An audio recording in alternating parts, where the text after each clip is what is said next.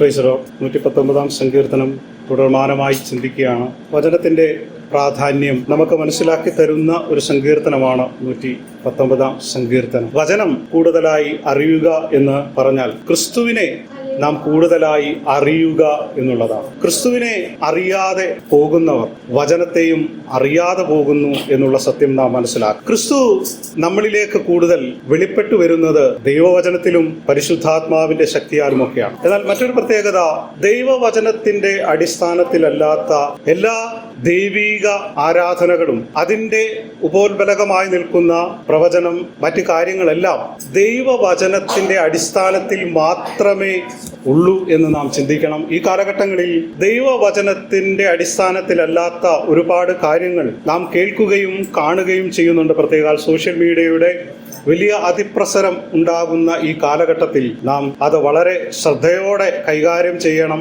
ദൈവവചനം നാം കേൾക്കുമ്പോൾ, നാം ചിന്തിക്കുമ്പോൾ, കാണുമ്പോഴൊക്കെ നമ്മൾക്ക് ശരിയാണെന്ന് തോന്നുന്ന പല കാര്യങ്ങളും ദൈവവചന പ്രകാരം തെറ്റായിരുന്നു എന്ന് നാം ദൈവവചനം പരതുമ്പോൾ, ദൈവവചനം വായിക്കുമ്പോൾ, അല്ലെങ്കിൽ ദൈവദാസന്മാരിൽ കൂടെ വചന സന്ദേശം കേൾക്കുമ്പോൾ നമുക്ക് മനസ്സിലാക്കുവാനായിട്ട് സാധിക്കുന്നു. ഇവിടെ 41 വാക്യം വായിച്ചാൽ,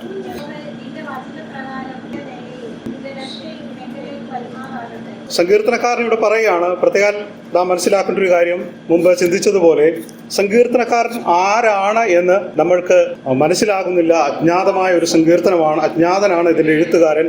അപ്പോൾ തന്നെ ചിലർ ദാവീദാണെന്ന് പറയുന്നുണ്ട്, അല്ല എന്ന് മറ്റു ചിലർ. ആരുമായിക്കോട്ടെ, സങ്കീർത്തനക്കാരൻ ചില പ്രതിസന്ധികളിൽ കൂടെ കടന്നുപോയപ്പോഴാണ് 119 സങ്കീർത്തനം അദ്ദേഹം എഴുതിയത്. അത് പല വാക്യങ്ങളിലും നമ്മൾക്ക് കാണുവാനായി സാധിക്കുന്നുണ്ട്.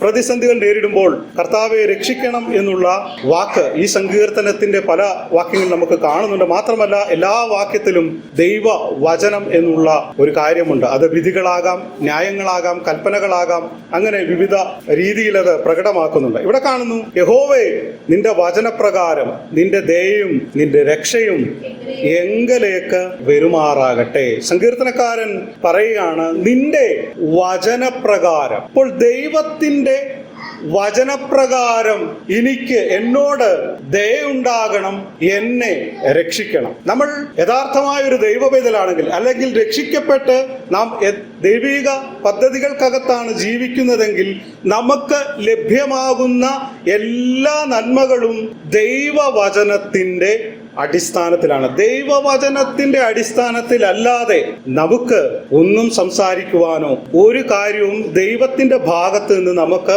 ഒരു മറുപടിയും ഉണ്ടാകുകയില്ല. നമ്മൾ അനേക നാളുകളായി പല വിഷയങ്ങൾ നമ്മൾ പ്രാർത്ഥിക്കുന്നുണ്ട്. എന്നാൽ പലപ്പോഴും മറുപടി ലഭ്യമാകാത്തതിന്റെ കാരണം ദൈവവചനപ്രകാരമല്ല നാം വായിക്കുന്നത്, നാം പ്രാർത്ഥിക്കുന്നത്, നാം പ്രവർത്തിക്കുന്നത് എന്നുള്ളത് കൊണ്ടാണ്. നമ്മൾ ചില ആഴ്ചകൾക്ക് മുമ്പ് ചിന്തിച്ചു, മനുഷ്യപുത്രന്മാർ, ദൈവത്തെ അന്വേഷിക്കുന്നവരുണ്ടോ എന്ന് ദൈവം സ്വർഗത്തിൽ നിന്ന് നോക്കുക. മനുഷ്യൻ ആരെങ്കിലും ഉണ്ടോ? പക്ഷെ എന്ത് ചെയ്യുന്നില്ല, എല്ലാവരും സ്വയം കാര്യങ്ങളാണ് അന്വേഷിച്ചുകൊണ്ട് ദൈവസന്നിധിയിലേക്ക് കടന്നു വരുന്നത്. അതുകൊണ്ട് എന്ത് ചെയ്യുന്നില്ല, ദൈവം അവരിൽ സംപ്രീതരാകുന്നില്ല. നമ്മളും അങ്ങനെ തന്നെയാണോ എന്ന് ഈ പകൽക്കാലം ഒന്ന് പരിശോധിക്കണം. ദൈവത്തെയാണോ നാം യഥാർത്ഥമായി അന്വേഷിക്കുന്നത്? നമ്മുടെ പ്രാർത്ഥനകളിൽ ഏറിയ പങ്കും എന്താണ്? നമ്മുടെ വിഷയങ്ങൾ. ഇവിടെ ദൈവവചനപ്രകാരമാണ് നമ്മൾക്ക് മറുപടി ഉള്ളത്. സങ്കീർത്തനക്കാരൻ അത് തന്നെയാണ് പറയുന്നത്, അങ്ങയുടെ വചനപ്രകാരം എന്ത് ചെയ്യണം? എനിക്ക് മറുപടി ഉണ്ടാകണം, ദയ ഉണ്ടാകണം, രക്ഷ ഉണ്ടാകണം. ദയ തോന്നി എന്നെ രക്ഷിക്കണം എന്ന് പറയുന്നതിന്റെ കാരണം നമുക്കറിയാം. സങ്കീർത്തനക്കാരൻ തനിക്കെന്തോ വലിയ വീഴ്ച പറ്റി, തനിക്കെന്തോ ഒരു തെറ്റുപറ്റി എന്ന് നമ്മൾ ചില ആഴ്ചകൾക്ക് മുമ്പ് ഈ സങ്കീർത്തനം ചിന്തിച്ചപ്പോൾ നമുക്ക് മനസ്സിലായി. അപ്പോൾ സങ്കീർത്തനക്കാരൻ വലിയ പ്രതിസന്ധികളിൽ കൂടെ കടന്നു പോകുമ്പോൾ രക്ഷ വേണം. അതിന് തീണം കർത്താവ് രക്ഷിച്ചാൽ മാത്രമേ സാധിക്കുകയുള്ളൂ. കർത്താവ് എങ്ങനെ രക്ഷിക്കും? വചനപ്രകാരം മാത്രമേ രക്ഷിക്കുകയുള്ളൂ. ശത്രുവിന്റെ പിടിയിലായി പോകുന്ന, പിശാചിന്റെ പിടിയിലായി പോകുന്ന എല്ലാവർക്കുമുള്ള രക്ഷ ദൈവത്തിന്റെ വചനത്തിലാണ്. ശത്രുക്കൾ അവന് നേരെ, സങ്കീർത്തനക്കാരന് നേരെ പാഞ്ഞെടുക്കുമ്പോൾ സങ്കീർത്തനക്കാരൻ പറയുന്നു, അങ്ങയിൽ മാത്രമാണ് എനിക്ക് രക്ഷയുള്ളത്. അതുകൊണ്ട് അങ്ങയുടെ വചനത്തിൽ കൂടെ എനിക്ക് രക്ഷ നൽകണം. അതുകൊണ്ടാണ് നമ്മൾ എപ്പോഴും പറയുന്നത്, ദൈവവചനം വായിക്കണം, ദൈവവചനം കേൾക്കണം, ദൈവവചനം നാം എന്ത് ചെയ്യണം? അനുസരിക്കണം, അത് ധ്യാനിക്കണം. ദൈവവചനം ധ്യാനിക്കുക എന്ന് പറയുന്നത് പലർക്കും അതൊരു അനുഭവമായി ഇതുവരെ ജീവിതത്തിൽ വരാത്ത വിശ്വാസികളുണ്ട്. നാം ചിന്തിക്കേണ്ടത് ദൈവവചനം നാം ധ്യാനിക്കണം. ദൈവവചനം ധ്യാനിക്കുമ്പോഴാണ് ദൈവത്തിൻ്റെ വിലപ്പെട്ട സന്ദേശങ്ങൾ ദൈവം നമ്മളോട് കൈമാറുന്നത്. അല്ലാതെ നാം ദൈവവചനം ചിന്തിക്കാതെ നമ്മൾ പ്രസംഗങ്ങൾ മാത്രം കേട്ട് അല്ലെങ്കിൽ എവിടെങ്കിലും ഒന്ന് ജസ്റ്റ് ഒന്ന് വായിച്ച്, നമ്മൾ കുടുംബ പ്രാർത്ഥനകളിൽ ഒന്ന് വായിച്ചു പോകുകയല്ല. അങ്ങനെ മാത്രം വായിക്കുന്ന ആളുകളാണ് ഒരു 70-80%. സന്ധ്യാപ്രാർത്ഥനകളിൽ മാത്രം, അതും കുഞ്ഞുങ്ങളോട് പറയും, മോനെ വായിക്കടാ എന്ന് പറയും. അപ്പോൾ നാം എന്ത് ചെയ്യണം? ദൈവവചനം നാം ധ്യാനിക്കണം. ദൈവവചനം എടുത്തു വെച്ചിട്ട് ഒരു വാക്യമെങ്കിൽ ഒരു വാക്യം അതൊന്ന് വിടർത്തി ഒന്ന് പ്രാർത്ഥിച്ച്, അപ്പോൾ അവിടെ നിന്ന് എന്ത് ചെയ്യുന്നു? നമുക്കൊരു വലിയ പ്രകാശനം ദൈവം തരും. അങ്ങനെ ദൈവം നമ്മളോട് തുടർന്ന് സംസാരിക്കുവാൻ തക്കവണ്ണം ഇടയാകും. ഇവിടെ നോക്കുക, വചനത്തിൽ കൂടെ രക്ഷയും ദയയും എനിക്ക് വേണമെന്ന് പറയാണ്. പുതിയ നിയമ വിശ്വാസികൾക്ക് ഒരുപാട് വാഗ്ദാനങ്ങളുണ്ട്. ഈ വാഗ്ദാനങ്ങളെല്ലാം ആത്മീക വാഗ്ദാനങ്ങളാണ്. പഴയ നിയമത്തിലാണ് ഭൗതിക വാഗ്ദാനങ്ങൾ. ഭൗതിക വാഗ്ദത്തങ്ങളിലും അനുഭവിക്കേണ്ടതിനാണ് ദീർഘായുസ് കൊടുക്കുന്നത്. പുതിയ നിയമത്തിൽ ആത്മീക അനുഗ്രഹങ്ങളാണ്. ആത്മീക അനുഗ്രഹങ്ങൾ നാം പ്രാപിക്കണം. അതിനുവേണ്ടി നാം തയ്യാറാകണം. അതുകൊണ്ട് ആത്മീക അനുഗ്രഹങ്ങൾ നാം പ്രാപിക്കണമെന്നുണ്ടെങ്കിൽ വചനം മനസ്സിലാക്കണം. വചനം മനസ്സിലാക്കാതെ നമുക്ക് ഒരു ആത്മീക അനുഗ്രഹങ്ങളും ലഭ്യമാകുകയില്ല. അതുകൊണ്ട് നാം എന്ത് ചെയ്യണം? വചനം വായിക്കേണ്ടത് ആവശ്യമാണ്. സങ്കീർത്തനക്കാരന് രക്ഷ മാത്രമല്ല, ദയയും വേണം. സങ്കീർത്തനക്കാരന് ദൈവത്തിലുള്ള ആശ്രയമാണ് നമ്മൾക്ക് ഇവിടെ കാണുന്നത്. ഇപ്പൊ നമുക്കൊരു പ്രയാസം നേരിട്ടു, നമുക്കൊരു പ്രതിസന്ധി നേരിട്ടാൽ നമ്മൾ എന്ത് ചെയ്യുന്നത്? നമ്മൾ അടുത്ത മാർഗം എന്ത് ചെയ്യുക? അന്വേഷിക്കുന്ന ആളുകളാണ് നല്ലൊരു ശതമാനം. എന്നാൽ ദൈവവചനം പറയുന്നു, ആദ്യം ദൈവത്തിൽ ആശ്രയിക്കുക. ദൈവത്തിൽ ആശ്രയിക്കുമ്പോൾ ദൈവം നമ്മുടെ ആവശ്യങ്ങൾ സാധ്യമാക്കി തരും. നമുക്ക് തകർന്നിരിക്കുന്നവന് രക്ഷയുണ്ട്, ദയയുണ്ട്, അവനോട് ദൈവത്തിന്റെ ആശ്വാസമുണ്ട്. 1 കൊരിന്ത്യർ ലേഖനം 4-ാം അധ്യായം 20-ാം വാക്യം. ഞാൻ രാവിലെ സംസാരിച്ചൊരു വിഷയം. വചനത്തെ കുറിച്ച് പറഞ്ഞപ്പോൾ പറയുന്നതാണ്, ദൈവരാജ്യം വചനത്തിലല്ല. നമ്മൾ ബൈബിൾ വായിക്കുമ്പോൾ പലപ്പോഴും ട്രാൻസ്ലേഷനിൽ വലിയ മിസ്റ്റേക്കുകളൊക്കെ വന്നിട്ടുണ്ട്. അവിടെ അങ്ങനെയുള്ള ഒരു ഭാഗമാണ് ദൈവരാജ്യം വചനത്തിലല്ല. അപ്പോൾ കേൾക്കുമ്പോൾ അങ്ങനെ ഒരു പ്രസംഗം നമ്മൾ കേൾക്കുമ്പോൾ പെട്ടെന്ന് നമ്മൾ ഹല്ലേലൂയ സ്തോത്രമൊക്കെ പറയും. വചനത്തിലല്ല, ശക്തി അത്രേ. അപ്പോൾ നമ്മളോട് പറയും പരിശുദ്ധാത്മാവിന്റെ ശക്തിയാണ് പ്രധാനം എന്ന് പറയുന്നിടത്ത് അവിടെ ഒരു മിസ്റ്റേക്ക് ഉണ്ട്. ആ മുൻ വാക്യങ്ങളൊക്കെ നമ്മൾ വായിക്കുമ്പോൾ പൗലോസ് കൊരിന്ത്യർക്ക് ലേഖനം എഴുതുമ്പോൾ അവിടെ പൗലോസിനെതിരെ വിമർശിക്കുന്ന ആളുകളുണ്ട്. പൗലോസിന്റെ, നമുക്കറിയാം കൊലോസ്യ ലേഖനവും നമ്മൾ ചില ആഴ്ചകൾക്ക് മുമ്പ് ചിന്തിച്ചതാണ്, ധ്യാനിച്ചതാണ്. അപ്പോൾ അവിടെ പറയുന്നത് പൗലോസിന്റെ അപ്പോസ്തലത്തിനെതിരെ, അവൻ ശരിയായ അപ്പോസ്തലനല്ല എന്ന് പറഞ്ഞുകൊണ്ട് ഒരു വിഭാഗം അവനെതിരെ തിരിയുന്നു. അങ്ങനെ തിരിഞ്ഞതുപോലെ ഒരു കൂട്ടം ആളുകൾ കൊരിന്ത്യ സഭയിലും പൗലോസിനെതിരെ വരികയാണ്. അപ്പോൾ പൗലോസ് പറയുകയാണ്, നിങ്ങളുടെ ഈ ചീർത്ത വാക്കുകളല്ല, നിങ്ങളുടെ അതിൻ്റെ 18 മുതലുള്ള വാക്യങ്ങൾ നമ്മൾ വായിക്കുമ്പോൾ മനസ്സിലാകും, നിങ്ങളുടെ ഈ ചീർത്ത വാക്കുകളല്ല, ദൈവരാജ്യം എന്നത് ശക്തി അത്രേ, നിങ്ങളുടെ വാക്കുകളല്ല. അപ്പോൾ ദൈവരാജ്യം വചനത്തിലല്ല എന്നല്ല, ദൈവരാജ്യം നിങ്ങളുടെ വാക്കിലല്ല, ശക്തിയാലത്രേ. ദൈവവചനം വായിക്കുമ്പോൾ നാം വളരെ ശ്രദ്ധയോടുകൂടെ വേണം വായിക്കാൻ എന്നുള്ളൊരു കാര്യം കൂടെ ഈ തരുണത്തിൽ ഓർപ്പിക്കുന്നു. അങ്ങനെയുള്ള ചില പ്രസംഗങ്ങൾ ഈ ദിവസങ്ങളിൽ കേൾക്കുവാൻ ഇടയായതുകൊണ്ട് മാത്രമാണ് അത് പറയുന്നത്. ദൈവവചനം വാക്കിലല്ല, അല്ലെങ്കിൽ സംസാരത്തിലല്ല, മുൻ സംസാരിച്ച വിഷയത്തിലല്ല, ദൈവത്തിന്റെ ശക്തിയിലാണ് എന്നുള്ള ഒരു ഭാഗമാണ്. വചനപ്രകാരമാണ് നമ്മൾക്ക് ദയയും രക്ഷയും ഉള്ളത്. അത് എങ്കലേക്ക് വരുമാറാകട്ടെ എന്ന് സങ്കീർത്തനക്കാരൻ പറയുകയാണ്. നമ്മൾക്കും രക്ഷയും ദൈവത്തിൽ നിന്നുള്ള എല്ലാ വാഗ്ദാനങ്ങളും എന്ത് തന്നെയാണെങ്കിലും അതെന്താണ്? ദൈവവചനപ്രകാരമാണ്. അതിന്റെ അടുത്ത വാക്യം എന്ന് വെച്ചാൽ,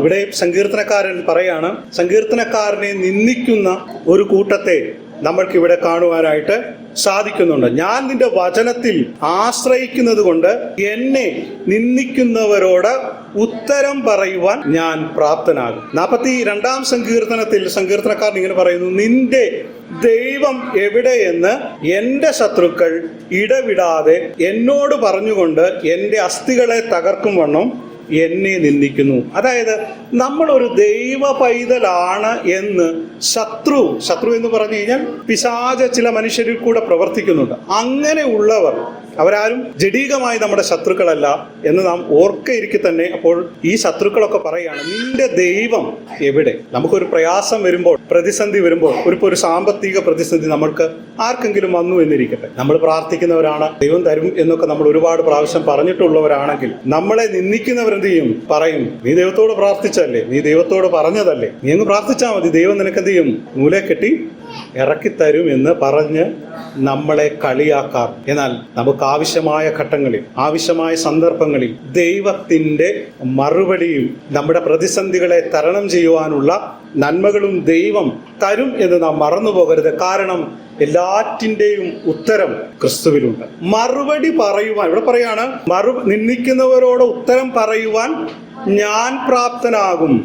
നമുക്ക് പറയുവാൻ ഒരു ഉത്തരമുണ്ട്. ആ ഉത്തരം, എല്ലാ ചോദ്യങ്ങളുടെയും ഉത്തരം കർത്താവായ യേശുക്രിസ്തുവാണ്. യേശുക്രിസ്തുവിൽ കൂടെ നമ്മളെ നിന്ദിക്കുന്നവരെയും നമ്മളെ പരിഹസിക്കുന്നവരുടെയും നമ്മുടെ പ്രതിസന്ധികളെയും അതിനെല്ലാം ഒരു ഉത്തരമാണ് കർത്താവായ യേശുക്രിസ്തു. ഈ സത്യത്തിൽ ഈ പരിഹസിക്കുന്നവർ, നമുക്കൊരു പ്രയാസം വരുമ്പോൾ, പ്രതിസന്ധി വരുമ്പോൾ ഈ പരിഹസിക്കുന്നത് കൂടുതലും വിശ്വാസികളാണ്, ഇല്ലേ? മറ്റുള്ളവർ പറയും എന്തെങ്കിലുമൊക്കെ, അവർ ലോകപരമായ ഒരു ആശയം അല്ലെങ്കിൽ ഒരു സൊല്യൂഷൻ അവർ പറയും. എന്നാൽ വിശ്വാസികൾക്കൊരു പ്രതിസന്ധി വരുമ്പോൾ തീർച്ചയായും പരിഹസിക്കുന്നത് വിശ്വാസികൾ തന്നെയാണെന്നുള്ളതാണ് ഈ കാലഘട്ടത്തിൽ വിശ്വാസികൾ നേരിടുന്ന ഏറ്റവും വലിയ പ്രതിസന്ധി. അതുകൊണ്ട് എന്ത് ചെയ്യണം? നാം മറ്റുള്ളവരെ ദൈവത്തിന്റെ പേരിൽ, കർത്താവിന്റെ പേരിൽ നാം പരിഹസിക്കരുത്. നമ്മളെ പരിഹസിക്കുന്നത് നമ്മൾ തന്നെയായ നമ്മുടെ വീട്ടിലുള്ള ഒരാളെ നമ്മൾ പരിഹസിക്കുന്നതിന് തുല്യമാണ്. അതുകൊണ്ട് എന്ത് ചെയ്യണം? നാം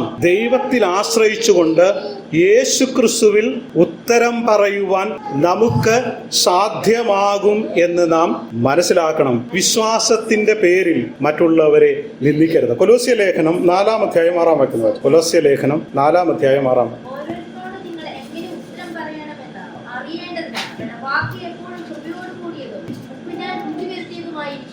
ഇവിടെ പൗലോസ് പറയാണ്, ഓരോരുത്തരോട് നിങ്ങൾ ഉത്തരം പറയണം എന്ന് അറിയേണ്ടതിന് നിങ്ങളുടെ വാക്ക് എപ്പോഴും കൃപയോട് കൂടിയതും ഉപ്പിനാൽ രുചി വരുത്തുന്നതും ആയിരിക്കട്ടെ.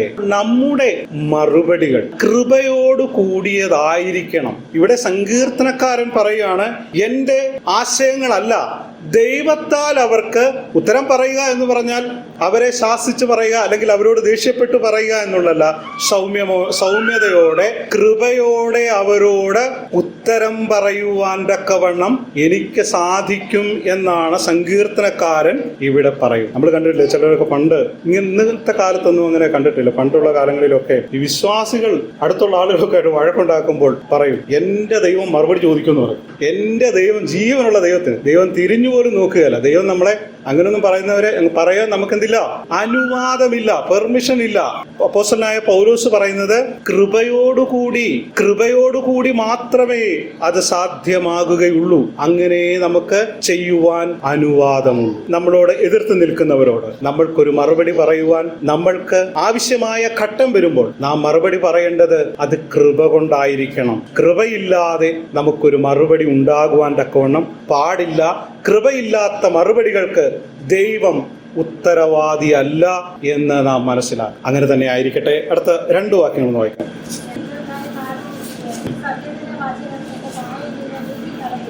ഞാൻ നിന്റെ വിധികൾക്കായി, ഈ വിധികൾ എന്ന് പറഞ്ഞാൽ ദൈവവചനം തന്നെയാണ്, ഞാൻ നിന്റെ വിധികൾക്കായി കാത്തിരിക്കിയാൽ സത്യത്തിന്റെ വചനം എന്റെ വായിൽ നിന്ന് നീക്കിക്കളയരുതേ.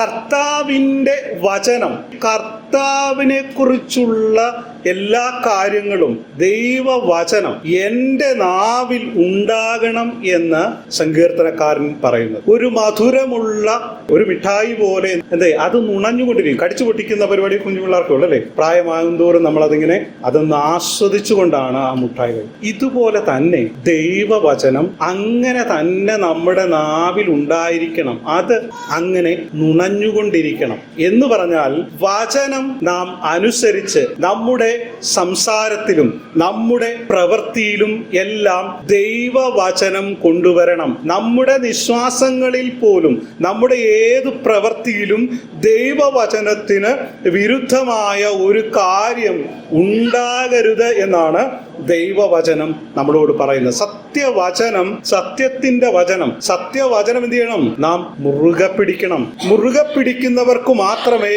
ആ ഭക്തന്റെ, ആ മുറുകെ പിടിക്കുന്ന വ്യക്തിക്ക് മാത്രമേ അവന്റെ വായിൽ ദൈവവചനം ഉണ്ടാകുകയുള്ളൂ. കാരണം ദൈവവചനം അവന്റെ വായിൽ ഉണ്ടാകണം എന്നുണ്ടെങ്കിൽ ദൈവവുമായി അവർക്ക് അഭേദ്യമായ ഒരു ബന്ധമുണ്ടാകണം. ആത്യന്തികമായി നമ്മളുടെ ഇഷ്ടം ദൈവമായിരിക്കണം.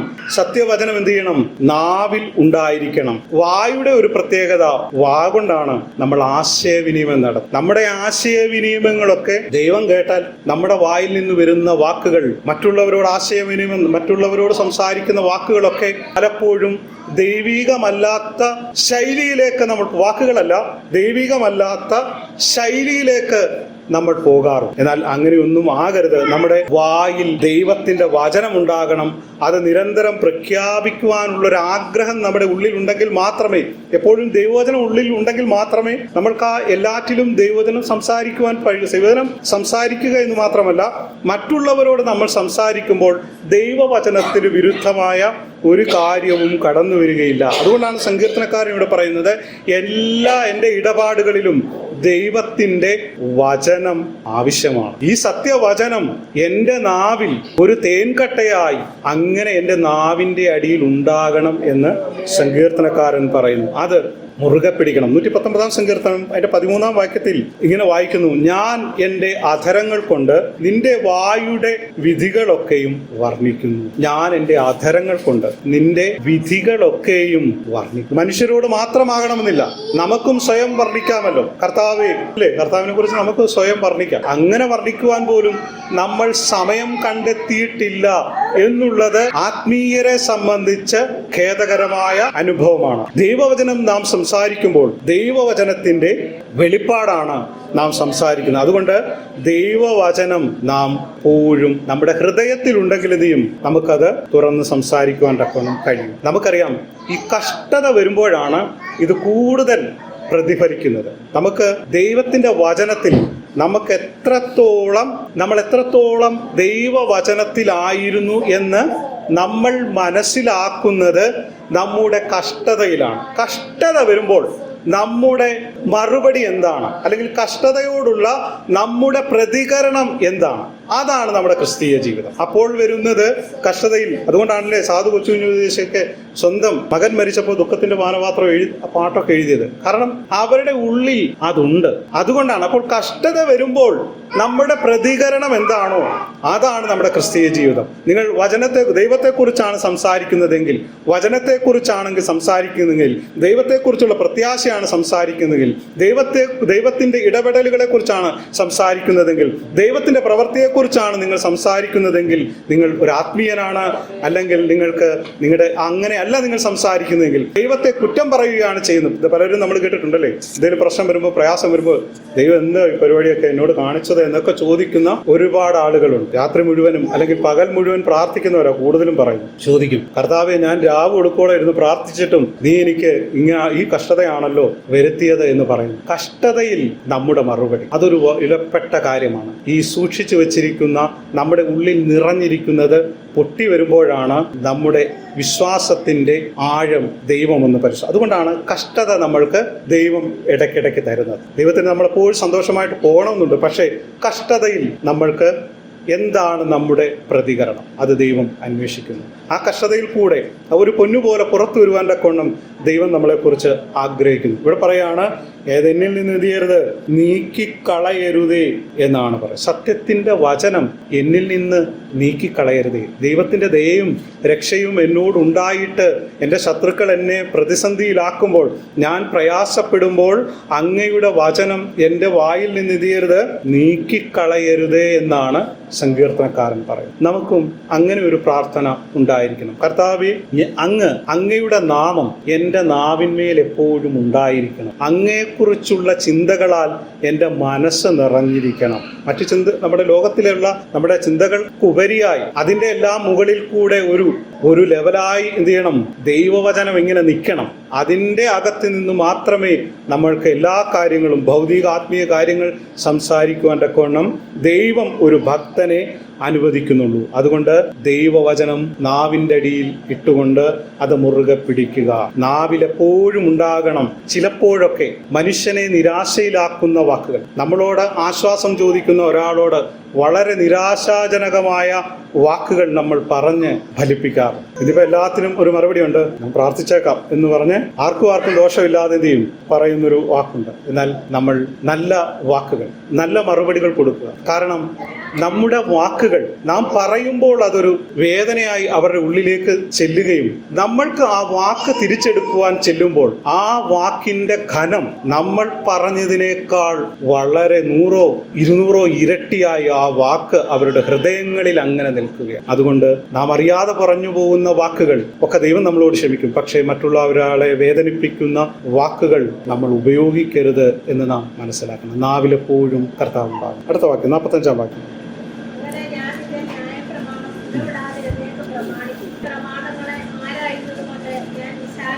നിന്റെ പ്രമാണങ്ങളെ ആരായുന്നത് കൊണ്ട് ഞാൻ ശരിയായിട്ടുള്ള അർത്ഥം, ഞാൻ നിന്റെ വിശാലതയിൽ 45, ഞാൻ നിന്റെ പ്രമാണങ്ങളെ, ഞാൻ നിന്റെ വചനത്തെ ആരായുന്നത് കൊണ്ട് ഞാൻ സ്വാതന്ത്ര്യത്തിൽ നടക്കും എന്നാണ്. വിശാലത എന്നുള്ളത് ശരിയായ അർത്ഥം സ്വാതന്ത്ര്യം, രണ്ടും ഒന്ന് തന്നെയാണ്, എന്നാൽ ചെറിയ അർത്ഥവ്യത്യാസമുണ്ട്. ഞാൻ നിന്റെ പ്രമാണങ്ങളെ ആരായുന്നത് കൊണ്ട് ഞാൻ സ്വാതന്ത്ര്യത്തോടെ നടക്കും. കഴിഞ്ഞ കാലങ്ങളിൽ സങ്കീർത്തനക്കാരൻ വലിയ പ്രതിസന്ധിയിൽ കടന്നുപോയി. പിശാചിന്റെ പിടിയിൽ അവൻ അമർന്നുപോയൊരു സാഹചര്യമുണ്ട്. അവന് സ്വാതന്ത്ര്യമില്ലായിരുന്നു. അങ്ങനെ ഒരു ഘട്ടത്തിലാണ് സങ്കീർത്തനക്കാരൻ, അത് കഴിഞ്ഞിട്ടുള്ള സ്വാതന്ത്ര്യം നേടിയ സന്ദർഭത്തിലാണ് സങ്കീർത്തനക്കാരൻ ഇവിടെ പറയുന്നത്, നമുക്ക് സ്വാതന്ത്ര്യം ഇല്ല എങ്കിൽ നാമെല്ലാം ഒരർത്ഥത്തിൽ അടിമകളാണ്. നമുക്ക് ഇന്ത്യക്ക് സ്വാതന്ത്ര്യം കിട്ടി, പക്ഷെ യഥാർത്ഥമായി നമ്മൾക്ക് എല്ലാ സ്വാതന്ത്ര്യങ്ങളും നമുക്ക് ലഭ്യമായിട്ടില്ല എന്ന് നാം പരിശോധിക്കുമ്പോൾ മനസ്സിലാക്കും. ഇതുപോലെ തന്നെയാണ് പിശാചിന്റെ അടിമത്തത്തിൽ ആയിപ്പോയി ആ സ്വാതന്ത്ര്യം ലഭ്യമാകാതെ ഇന്നും ജീവിക്കുന്ന അനേകരുണ്ട്. ആലയത്തിൽ വരുന്നുണ്ട്, പലരും പാടുന്നുണ്ട്, പ്രാർത്ഥിക്കുന്നുണ്ട്, കാര്യങ്ങളൊക്കെ പോലെ ചെയ്യുന്നുണ്ട്. പക്ഷെ പലരും പിശാചിന്റെ അടിമത്തത്തിലാണ്. ആ അടിമത്തത്തിൽ നിന്ന് നമുക്കൊരു മോചനം ആവശ്യമാണ്. കാരണം പാപം അന്ധമായി നമ്മളെ, ഒരു അന്ധൻ നടന്നു പോകുന്നത് പോലെ പാപത്തിൽ ഇങ്ങനെ മനുഷ്യൻ നടന്നു പോകുന്നു. അങ്ങനെ ഒരുപാട് ആളുകൾ ഇന്ന് നമുക്കറിയാം, ദൈവസഭയിൽ പോലും രക്ഷിക്കപ്പെട്ടവരുടെ എണ്ണം വളരെ കുറഞ്ഞു വരുന്ന ഒരു കാലഘട്ടമാണ്. വിശ്വാസ സമൂഹത്തിൽ ജനിച്ചു വളരുന്നു, പുതിയ കുഞ്ഞുങ്ങളൊന്നും രക്ഷിക്കപ്പെട്ടോ എന്ന് പോലും അറിയാത്തൊരു സാഹചര്യത്തിലാണ് ആത്മീയത വളർന്നു പോയിക്കൊണ്ടിരിക്കുന്നത്. ചിലർ പറയും സ്വാതന്ത്ര്യം എന്നാൽ നമ്മൾ ആഗ്രഹിക്കുന്നതൊക്കെ ചെയ്യുന്നതാണ്, നമുക്ക് ഇഷ്ടം പോലെ നടക്കുന്നതാണ് സ്വാതന്ത്ര്യം. ഇവിടെ നമുക്ക് ഇഷ്ടം പോലെ നടക്കാം അല്ലേ? പക്ഷേ ചിലത് ചെയ്താൽ എന്ത് ചെയ്യും? നമ്മൾ അകത്തും എന്ന് പറഞ്ഞതുപോലെ നമ്മൾ ഇന്ന് ജീവിക്കുന്നത് സ്വാതന്ത്ര്യത്തോടെയാണ് എന്ന് നമ്മൾ പറയുമ്പോഴും ചില ഘട്ടങ്ങളിൽ, ചില കാര്യങ്ങളിൽ പിശാചിന്റെ പിടിയിൽ തന്നെയാണ് നാം എന്ന് മനസ്സിലാക്കുക. നമ്മുടെ ഇഷ്ടങ്ങൾ അനുസരിച്ച് ജീവിക്കുക, നമ്മുടെ ചിന്തകൾക്കനുസരിച്ച് ജീവിക്കുക എന്ന് പറയുന്നത് സ്വാതന്ത്ര്യമാണ് എന്ന് നമുക്ക് തോന്നും. നമുക്ക് ഇഷ്ടം പോലെ ജീവിക്കാം, അതൊരു സ്വാതന്ത്ര്യമാണെന്ന് തോന്നും. പക്ഷെ ദൈവവചനം പറയുന്നത് അത് സ്വാതന്ത്ര്യമല്ല, അടിമത്തമാണ്. നിങ്ങളുടെ ചിന്തകളാണ് നിങ്ങളെ ഭരിക്കുന്നതെങ്കിൽ, അതനുസരിച്ചാണ് നിങ്ങൾ ജീവിക്കുന്നതെങ്കിൽ നിങ്ങൾ അടിമത്തത്തിലാണ് ജീവിക്കുന്നത്. മനസ്സിലാകുന്നുണ്ടോ? നമ്മുടെ ചിന്തകളാണ് നമ്മളെ ഭരിക്കുന്നത്. എന്ത് ചിന്തയാകാം ഇല്ലേ? നല്ലതാകാം, ചീത്തയാകാം, മോശമാകാം, കുറച്ച് നല്ലതാകാം. അത് ഞാൻ പറയുന്നത്, നമ്മൾ ചില ആളുകൾ പറയുന്നില്ലേ, ഞാൻ പറയുന്നത് ശരി, എൻ്റെ വിശ്വാസം അങ്ങനെയാണ്, അതുകൊണ്ട് ഞാനത് ചെയ്യും എന്ന് പറയുന്നത് ദൈവവചനപ്രകാരം അടിമത്തമാണ്. ദൈവവചനം വിശ്വസിച്ച് ദൈവവചനം നൽകുന്ന സ്വാതന്ത്ര്യം അനുഭവിക്കണം. ദൈവസന്നിധിയിലേക്ക് കടന്നു വന്നാൽ ദൈവം പിശാചിന്റെ അടിമത്തത്തിൽ നിന്ന് നമ്മളെ വിടുവിച്ചൊരു സ്വാതന്ത്ര്യമുണ്ട്. അത് രക്ഷിക്കപ്പെട്ടവർക്ക് മനസ്സിലാകും. പരിശുദ്ധാത്മാവിന്റെ ശക്തിയാൽ ദൈവം നമ്മളെ അത് ബോധ്യപ്പെടുത്തും. യോഹന്നാന്റെ സുവിശേഷം 8-ാം അധ്യായം 36-ാം വാക്യം. പുത്രൻ നിങ്ങൾക്ക് സ്വാതന്ത്ര്യം വരുത്തിയാൽ നിങ്ങൾ സാക്ഷാൽ സ്വതന്ത്രരാകും. യോഹന്നാന്റെ സുവിശേഷം 8-ാം അധ്യായം 31-ാം വാക്യത്തിൽ വായിക്കുന്നു, നിങ്ങൾ എൻ്റെ വചനത്തിൽ നിലനിൽക്കുന്നു എങ്കിൽ നിങ്ങൾ വാസ്തവമായി എൻ്റെ ശിഷ്യന്മാരായി സത്യം അറിയുകയും സത്യം നിങ്ങളെ സ്വതന്ത്രരാക്കുകയും ചെയ്യും. ദൈവവചനം എന്ന സത്യം അറിയുന്നവർ മാത്രമേ യഥാർത്ഥമായി സ്വാതന്ത്ര്യത്തിലുള്ളൂ. ആ സ്വാതന്ത്ര്യം നാം അനുഭവിച്ചറിയണം എന്നാണ് ദൈവം നമ്മളെക്കുറിച്ച് ആഗ്രഹിക്കുന്നത്. സങ്കീർത്തനക്കാരനും അത് തന്നെയാണ് പറയുന്നത്. നിന്റെ പ്രമാണങ്ങളെ ആരായുന്നത് കൊണ്ട്, നിന്റെ പ്രമാണങ്ങളെ അറിയുന്നത് കൊണ്ട്, നിന്റെ പ്രമാണങ്ങളെ ധ്യാനിക്കുന്നത് കൊണ്ട്, അത് എൻ്റെ ഹൃദയത്തിൽ അതിങ്ങനെ നിൽക്കുന്നത് കൊണ്ട്, എൻ്റെ വായിലൊരു മധുരമായി അത് നിൽക്കുന്നത് കൊണ്ട് എനിക്കെന്ത് ചെയ്യുന്നു? ഞാൻ വിശാലതയിൽ നടക്കും, ഞാൻ സ്വാതന്ത്ര്യത്തിൽ നടക്കും. കഴിഞ്ഞ നാളുകളിൽ പിശാചിൻ്റെ ഒരുപാട് കെട്ടുകൾ എൻ്റെ മേൽ ഉണ്ടായിരുന്നു. അതുകൊണ്ട് ഞാൻ വലിയ പ്രതിസന്ധിയിൽ കടന്നുപോയി, വലിയ പ്രയാസത്തിൽ കടന്നുപോയി. എന്നാൽ ക്രിസ്തു എന്ത് ചെയ്തിരിക്കുന്നു? എനിക്ക് സ്വാതന്ത്ര്യം നൽകിയിരിക്കുന്നു. ദൈവത്തിൻ്റെ പ്രമാണങ്ങളെ ഞാൻ ആരാഞ്ഞതുകൊണ്ട് ദൈവം എനിക്ക് വിശാലത വരുത്തിയിരിക്കുന്നു എന്നാണ്. ആ വിശാലത ഉള്ളതുകൊണ്ടാണ് സങ്കീർത്തനക്കാരൻ 46-ാം വാക്യത്തിലേക്ക് വരുമ്പോൾ, ഞാൻ രാജാക്കന്മാരുടെ മുമ്പിൽ നിൽക്കുമ്പോൾ ഞാൻ അവരോട് സത്യം പറയും, ലജ്ജിക്കുകയില്ല, ഒരിക്കലും ലജ്ജിക്കുകയില്ല എന്നാണ് പറയുന്നത്. ഞാൻ ലജ്ജിക്കാതെ രാജാക്കന്മാരുടെ മുമ്പിലും നിന്റെ സാക്ഷ്യങ്ങളെക്കുറിച്ച് സംസാരിക്കും. സാക്ഷ്യങ്ങൾ എന്ന് ഉദ്ദേശിക്കുന്നത് ഇവിടെ വചനങ്ങൾ തന്നെയാണ്. നിന്റെ വചനത്തെക്കുറിച്ച് എന്ത് ചെയ്യും? ലജ്ജിക്കാതെ അത് അധികാരികളുടെ മുമ്പിൽ ഞാൻ നിന്നെക്കുറിച്ച് പറയും, നിന്റെ വചനത്തെക്കുറിച്ച് സംസാരിക്കും എന്നാണ് പറയും. ശത്രുക്കൾ ഉണ്ടായിരുന്നു സങ്കീർത്തനക്കാരന്. ആ ശത്രുക്കളുടെ മുമ്പിലും എന്ത് ചെയ്യും? ഞാൻ ദൈവത്തിന്റെ വചനം സംസാരിക്കും എന്നാണ് പറയുന്നത്. നമുക്കറിയാം ദാവീദ് രാജാവല്ലായിരുന്നപ്പോൾ ശൗലിന്റെയും ആഖീഷിന്റെയും ഒക്കെ മുമ്പിൽ ചെന്ന് ദൈവവചനം, ദൈവത്തെക്കുറിച്ച് അവരോട് സംസാരിച്ചു. ദാവീദ് രാജാവായപ്പോഴും അവിടെ കടന്നു വരുന്ന ആളുകളോട്, മറ്റ് രാജാക്കന്മാരോടൊക്കെ ദൈവത്തെക്കുറിച്ച് അവന് പറയുവാൻ തക്കവണ്ണം കഴിയും. ദൈവത്തെക്കുറിച്ച് ലജ്ജയില്ലാതെ എവിടെയും പറയുവാൻ നമ്മൾ പ്രാപ്തരാകണം. ഈ ദൈവവചനം ഈ മറ്റുള്ളവരുടെ മുമ്പിൽ പറയുവാൻ നമ്മൾക്ക് മടിയാകുന്നത് നമ്മുടെ ജീവിത ശൈലി മോശമായതുകൊണ്ടാണ്.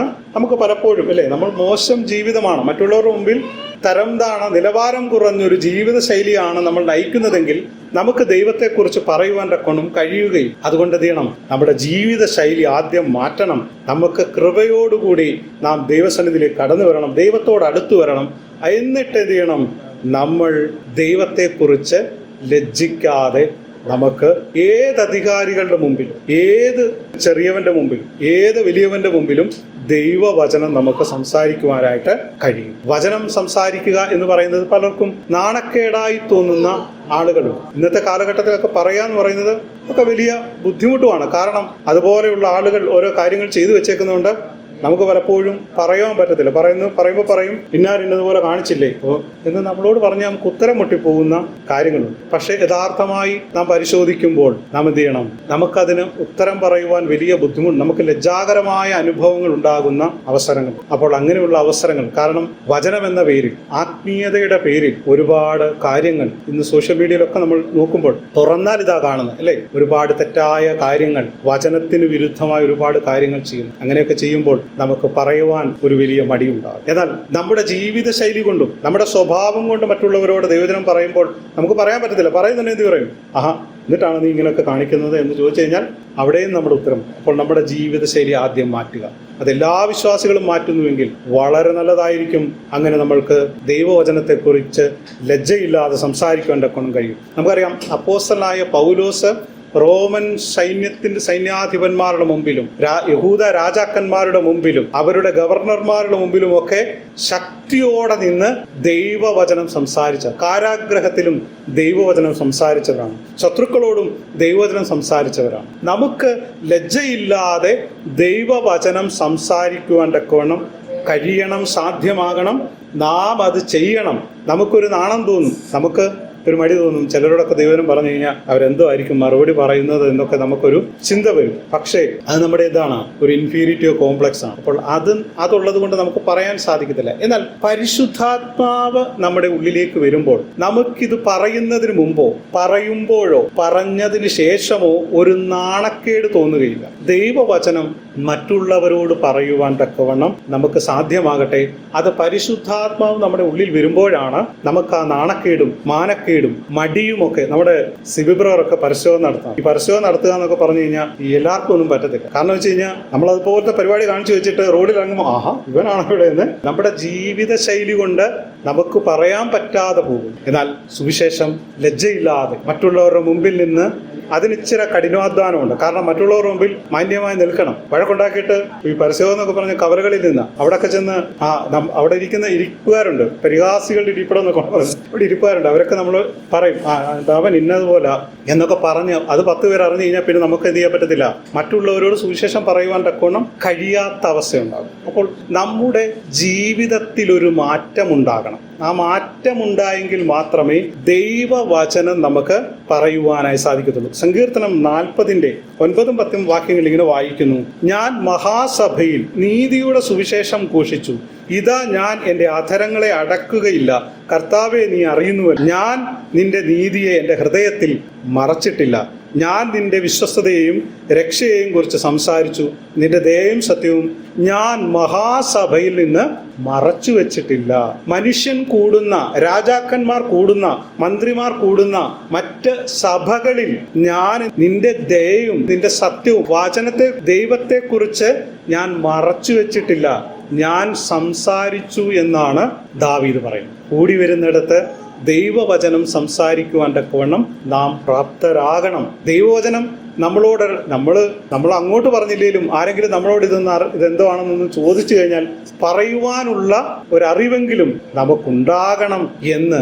കർത്താവ് യേശുക്രിസ്തു മരിച്ചു എന്തിനാ? പാപങ്ങൾക്ക് വേണ്ടി. അത്രേ അറിയത്തുള്ളൂ. അതിൻ്റെ അപ്പുറത്തോട്ട് ആരെങ്കിലും എന്തെങ്കിലും ചോദിച്ചു കഴിഞ്ഞാൽ അറിയാത്തൊരവസ്ഥ ഇന്ന് ആത്മീയ ലോകത്തിലുണ്ട്. നമ്മുടെ കുഞ്ഞുങ്ങൾക്ക് നാം ദൈവവചനം ചെറിയ പ്രായത്തിലേ നാം പറഞ്ഞു കൊടുക്കണം. എങ്കിൽ മാത്രമേ അവർ വളരും തോറും ദൈവത്തിൽ വചനത്തിലും വളരുവാൻ തക്കവണ്ണം ഇടയാകുള്ളൂ. നിന്റെ കൽപ്പനകളെ ഞാൻ സ്നേഹിക്കുന്നത് കൊണ്ട് അവയിൽ സന്തോഷിക്കും. വചനത്തെ ഇഷ്ടപ്പെടുന്നവർക്ക് മാത്രമേ അതിൽ സന്തോഷിക്കുവാൻ തക്കവണ്ണം കഴിയുകയുള്ളൂ. നമ്മൾ എന്തിനെയാണോ ഇഷ്ടപ്പെടുന്നത് അതിലാണ് നമ്മൾ സന്തോഷിക്കുന്നത്. നമുക്ക് ഏറ്റവും പ്രിയപ്പെട്ടതിലാണ് നാം സന്തോഷിക്കുന്നത്. അതുപോലെ തന്നെ കർത്താവിനെ ഇഷ്ടപ്പെടുന്നെങ്കിൽ മാത്രമേ കർത്താവിൽ സന്തോഷിക്കുവാൻ തക്കവണ്ണം നമുക്ക് കഴിയുകയുള്ളൂ. എനിക്ക് പ്രിയമായിരിക്കുന്ന നിന്റെ കൽപ്പനകളിലേക്ക് ഞാൻ എൻ്റെ കൈകളെ ഉയർത്തുന്നു. എനിക്ക് പ്രിയമായിരിക്കുന്ന, ഞാൻ ഏറ്റവും ഇഷ്ടപ്പെടുന്ന നിന്റെ കൽപ്പനകൾ അല്ലെങ്കിൽ നിന്റെ വചനത്തിലേക്ക് ഞാൻ എൻ്റെ കൈകളെ ഉയർത്തുന്നു. കൈകളെ ഉയർത്തുന്നത് എന്തിനാണ്? കുഞ്ഞുങ്ങളെ കൈകൾ ഉയർത്തുന്നത് അവർക്ക് ആവശ്യമായത് ലഭ്യമാകുവാനാണ് അവർ കൈകളെ ഉയർത്തുന്നത്. ഇതുപോലെ നമുക്ക് ആവശ്യമായ ദൈവവചനത്തെ നമുക്ക് ലഭ്യമാകുവാൻ ന്യായപ്രമാണത്തിലേക്ക് സങ്കീർത്തനക്കാരൻ കൈകളെ ഉയർത്തിട്ട് പറയാണ്, നിന്റെ ചട്ടങ്ങളെ, അതായത് നിന്റെ വചനത്തെ ഞാൻ നമുക്കും ദൈവവചന ധ്യാനം നമ്മുടെ ജീവിതത്തിൽ ഉണ്ടാകണം. ദൈവവചന ധ്യാനം ഇല്ല എങ്കിൽ ദൈവത്തിന് നമ്മളോട് സംസാരിക്കുവാൻ തക്കവണ്ണം കഴിയുകയില്ല. ദൈവവചന ധ്യാനം നാം വചനത്തിൽ നിന്നൊരു പ്രകാശനം ദൈവം നമുക്ക് തരും. അത് നമ്മുടെ ജീവിതത്തിൻ്റെ വഴികളിൽ നമ്മൾ ആ ഭാരപ്പെടുന്ന വിഷയത്തിന്മേൽ ദൈവം നമ്മളോട് സംസാരിക്കുവാൻ തക്കവണ്ണം ഇടയാണ്. അതിനുവേണ്ടി നമുക്ക് ശ്രമിക്കാം. ഇവിടെ സങ്കീർത്തനക്കാരൻ പറയുന്നു, ദൈവവചനപ്രകാരം എനിക്ക് രക്ഷയും ദയയും നൽകണമേ. വചനപ്രകാരമല്ലാതെ നമുക്കൊരു രക്ഷയില്ല എന്നാണ് പറയുന്നത്. ആ വചനം ഭക്തന്റെ നാവിനടിയിൽ ഉണ്ടാകണം, അല്ലെങ്കിൽ ഭക്തന്റെ നാവിലുണ്ടാകണം. അവന്റെ ജീവിത വഴികളിലെല്ലാം ദൈവത്തിൻ്റെ വചനമുണ്ടാകണം. അത് ഭക്തൻ പ്രമാണിക്കും. ഞാൻ അതിനെക്കുറിച്ച് ലജ്ജിക്കുന്നില്ല, കാരണം ക്രിസ്തു എനിക്ക് സ്വാതന്ത്ര്യം തന്നു. അതുകൊണ്ട് ഏതു സഭയിലും എവിടെയും ഞാൻ ദൈവത്തെ ധ്യാനിക്കും, അത് ദൈവത്തിൻ്റെ വചനത്തെക്കുറിച്ച് സംസാരിക്കും എന്ന് പറയുന്നു. മാത്രമല്ല, എനിക്ക് പ്രിയപ്പെട്ട വചനത്തെ ഞാൻ ധ്യാനിക്കും എന്ന് സങ്കീർത്തനം. കഷ്ടതയുണ്ടെങ്കിലും പ്രയാസങ്ങളുണ്ടെങ്കിലും പ്രതിസന്ധികളിലും നമുക്ക് ദൈവവചനം ധ്യാനമാണ്, ആവശ്യമാണ്. വചനപ്രകാരമല്ലാതെ നമുക്ക് ഒന്നും ലഭ്യമാകുകയില്ല. ഒരു രക്ഷയും ഒരു ദയയും ഒരു കരുണയും ഒരു നീതിയും നമുക്ക് ദൈവവചനപ്രകാരമല്ലാതെ ലഭ്യമാകുകയില്ല എന്ന് നാം മനസ്സിലാക്കണം. അതിനുവേണ്ടി നമുക്ക് പ്രാർത്ഥിക്കാം. ഈ വചനങ്ങളാൽ ദൈവം നമ്മളെ അനുഗ്രഹിക്കും.